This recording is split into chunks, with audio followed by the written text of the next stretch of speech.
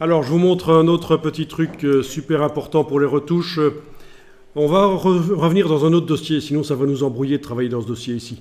Revenons dans le dossier dominante couleur.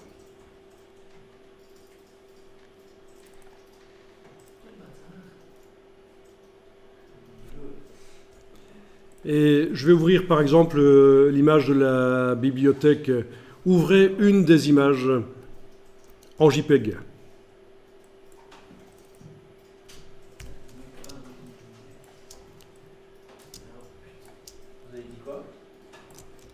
Alors voilà, je vous montre.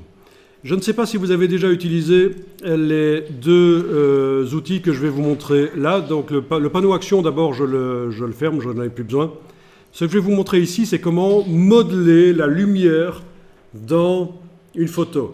On a vu le réglage niveau qui permettait de corriger les choses, mais là, je vous montre comment modeler dans certaines parties de la photo, faire plus lumineux, dans d'autres parties plus sombre, et grâce à ce qu'on appelle le densité plus, densité moins, c'est ici.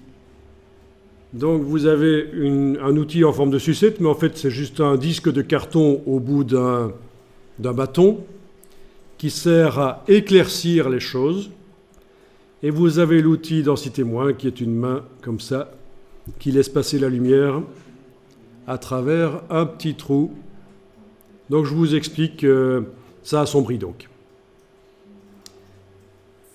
Ben, on va d'abord tester. Outil densité moins.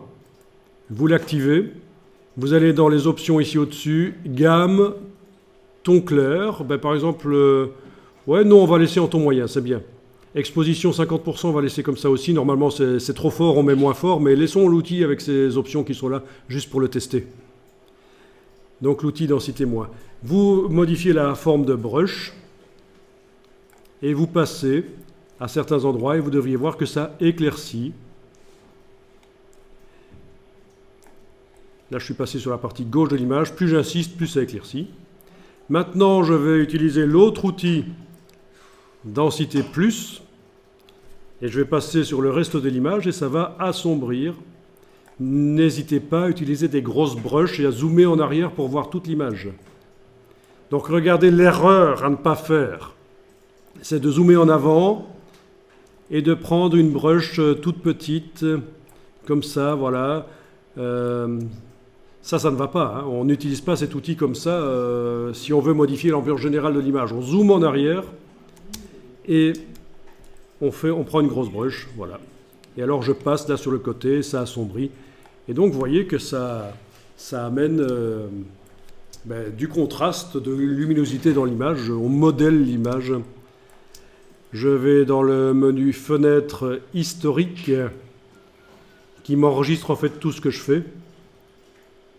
Et grâce à l'historique, en cliquant sur ouvrir, puis en cliquant sur la dernière action, je vais pouvoir comparer comment c'était à l'ouverture et comment c'est après avoir utilisé plusieurs fois l'outil densité moins et plusieurs fois l'outil densité plus. Donc c'est dans la palette historique qui enregistre tout ce que vous faites. Donc vous voyez, ça c'est l'image retouchée, ça c'est l'image telle que je l'ai ouverte. Donc en fait j'ai inversé les lumières.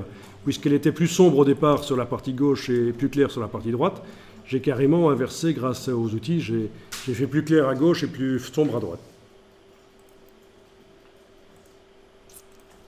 Voilà. Alors à quoi ça correspond ces outils? Il y en a qui connaissent? Ça correspond à quoi? Pourquoi? C'est quoi cette sucette?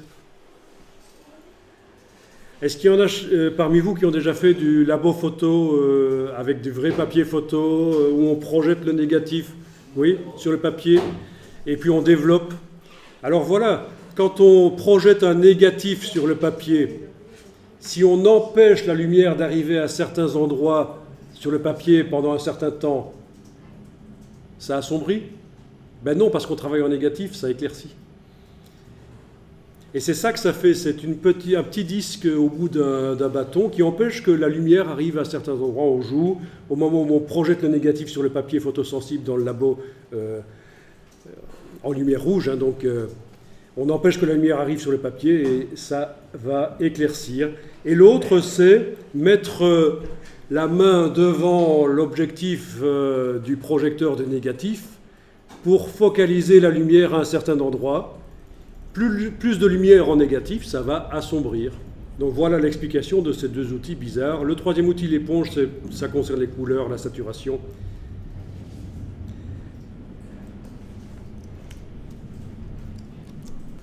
Alors, ce qu'il faut savoir, c'est que ce que je viens de vous montrer là, c'est l'ancienne manière de faire et qui pose un problème, c'est que c'est destructeur, c'est-à-dire que les pixels du calque, je les ai modifiés de manière définitive, ça va être difficile de récupérer les choses. Donc, il y a une nouvelle manière de faire du dodge and burn, de la densité plus, densité moins, que je vous conseille plutôt. Donc, ce qu'on vient de voir là, vous oubliez, enfin je veux dire, c'est intéressant de savoir que c'est l'ancienne manière de faire et qu'il vaut mieux pas l'utiliser vraiment. Alors là, je vais faire fichier version précédente et je retrouve mon image telle qu'elle est sur le disque dur en faisant fichier version précédente. C'est comme si je fermais l'image et que je la réouvre.